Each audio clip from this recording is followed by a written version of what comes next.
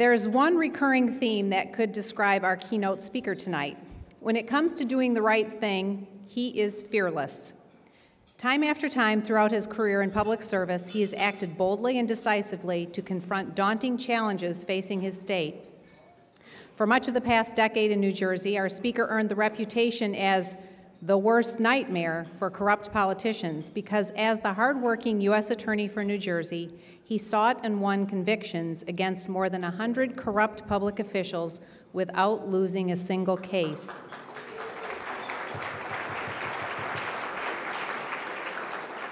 In addition to cleaning up political corruption in New Jersey, our speaker prosecuted gangs, terrorists, polluters, and child pornographers. His winning record earned national attention. He developed a reputation for focusing on work that was tough and at times controversial, and for never taking the easy path. New Jersey Governor Chris Christie has courage, and he has vision, and we're thrilled that he's now putting that courage and vision into education reforms so desperately needed in his state. Last year, when Governor Christie ran for the office he now holds, he didn't just take the easy path when it came to issues of educational opportunity. He ran as an unapologetic supporter of school vouchers, expansion of public charter schools, and taking on the teachers' unions.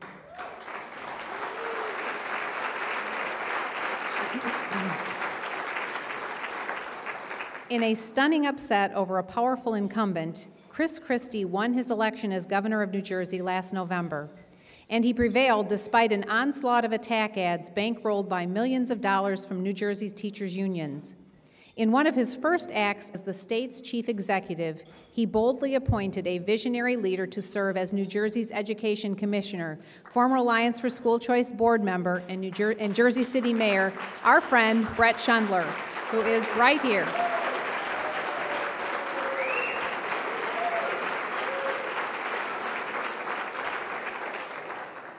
And speaking of honored guests from New Jersey, we are so thrilled to be joined this evening by the First Lady of New Jersey, Mary Pat Christie.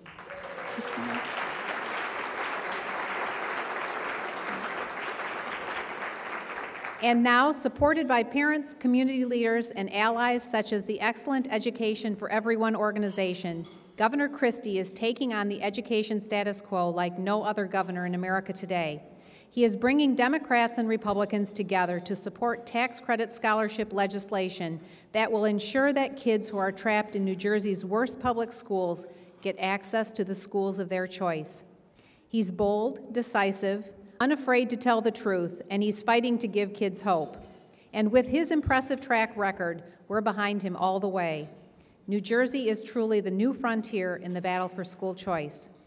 Ladies and gentlemen, on behalf of the American Federation for Children, please join me in welcoming one of America's most courageous leaders for school choice and education reform, the governor of the great state of New Jersey, the Honorable Chris Christie. It's great to be here tonight. On the topic of education, Mary Pat and I decided that we needed to travel about 240 miles to find a whole room full of friends at the moment.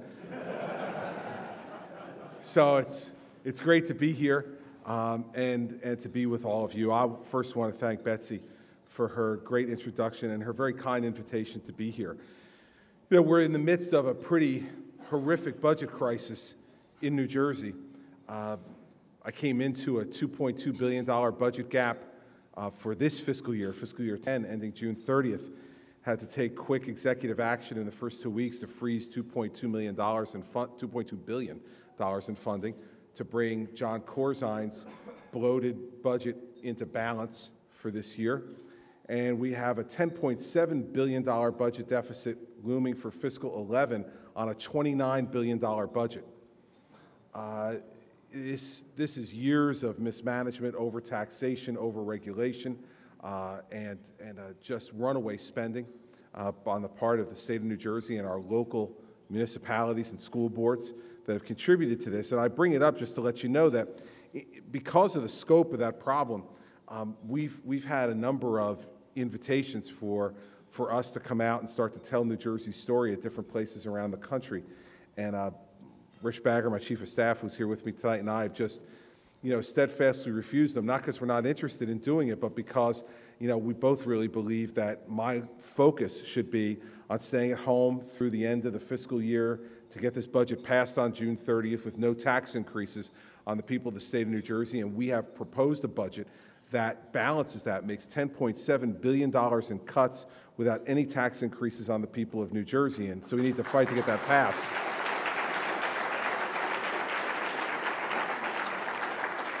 But when Betsy and the American Federation for Children reached out, I said to Rich, this is one we have to make an exception for.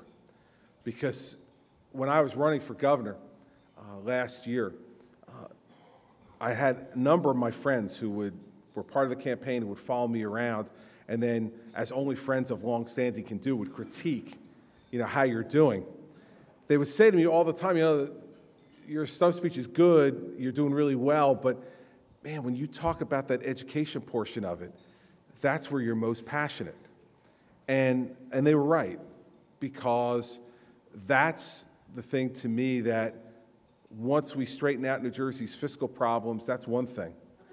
But New Jersey's fiscal problems will never be fixed in the long term if we don't fix our educational system. So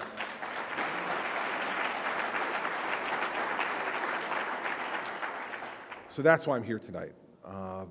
Mary Pat and I travel to Washington tonight, and I'll travel back to New Jersey tomorrow because we believe so deeply in what you're doing.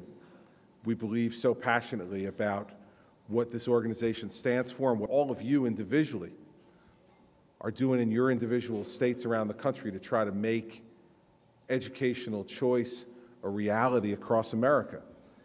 And in New Jersey, let me say this, with a teachers union that collects $130 million in dues a year from its 200,000 members across our state, in a state that has been dominated politically by a state NJEA, in every way an interest group can dominate a legislature and a series of governors.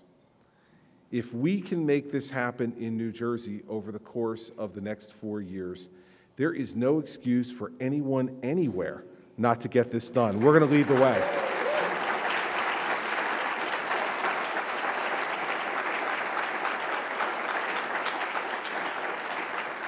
Because our basic principle is this, and I know this is yours. Parents and children deserve a choice. Now, this is a very, very simple, straightforward principle that you would think, in the abstract, that no one could disagree with. But let's not stop there. Let's add the layer onto it that parents and children who are being failed by a public school system whose costs are exorbitant and whose results are insulting deserve a choice.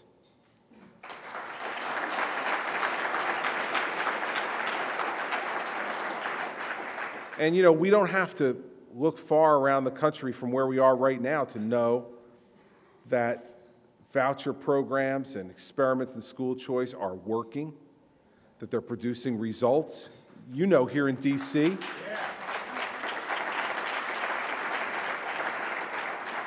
In D.C., here, those in that program are now reading 19 months ahead of their colleagues who are outside of that program. This isn't a coincidence. We know it's not a coincidence. We know that there's over 5 million children trapped in over 10,000 failing public schools around America. And I use the word trapped, and I use it directly. They are trapped by an educational bureaucracy. They are trapped by a selfish, self-interested, greedy school union that cares more about putting money in their own pocket and in the pockets of members than they care about educating our most vulnerable and needy children around the country.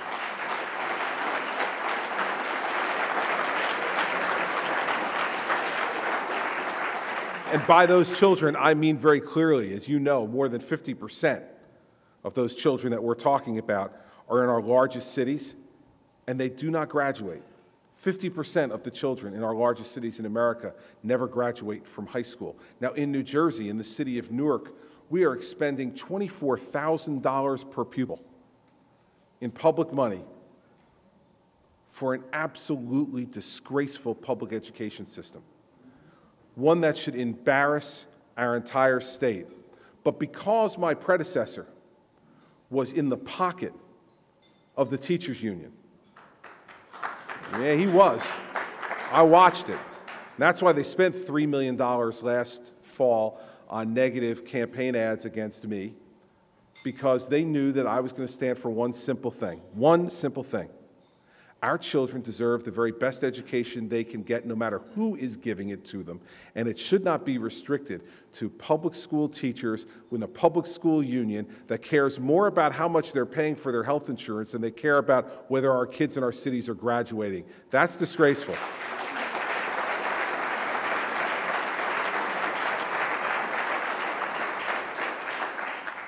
Now, in New Jersey, there are some rays of hope that we can build on. Now, all of you heard Betsy mention my Commissioner of Education.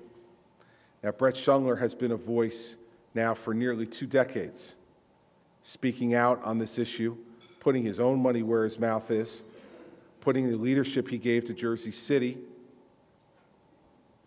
right in the forefront of educational choice and educational opportunity, and setting an example for the rest of America. He was way before his time on this issue.